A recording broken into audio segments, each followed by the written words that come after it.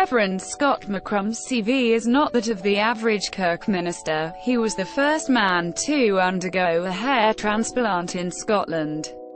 The 36-year-old, who is based at Old Kilpatrick Bowling Parish Church, Dunbartonshire, lists his past jobs as professional DJ, hair transplant consultant and former X Factor wannabe.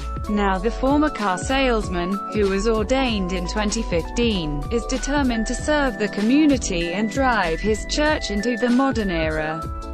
He admitted taking to the pulpit was not always high on his list of ambitions, saying, "It was actually the last thing I wanted to do, because I grew up in a manse.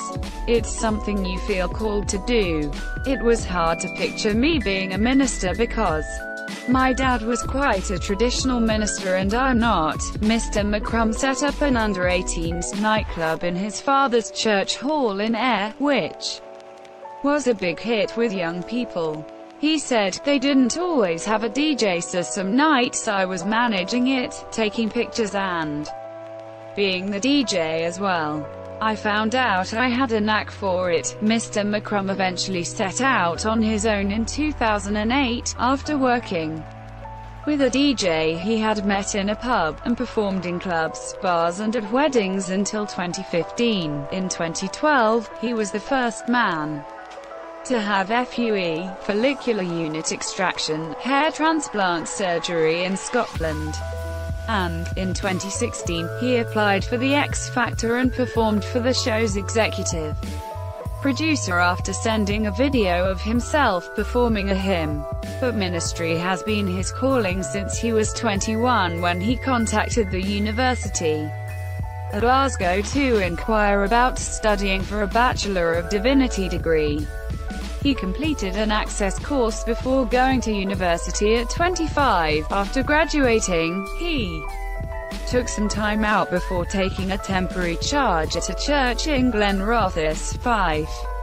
Mr. McCrum has spent the last 10 months running his company and got the unanimous vote of the Old Kilpatrick Bowling Church's 72-strong congregation in December.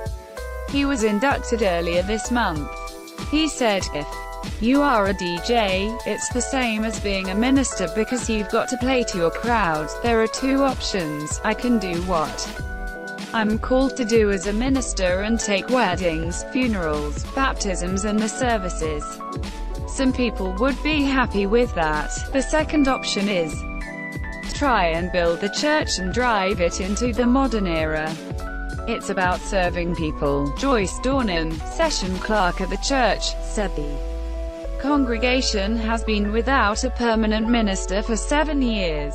She said, "We have a good community that comes along to support the church, but we want more to come. We now have a minister that we can go to. We have a lot of traditional people in the church, but we also have people geared for change. It's good for our youth organizations to have a nice young minister."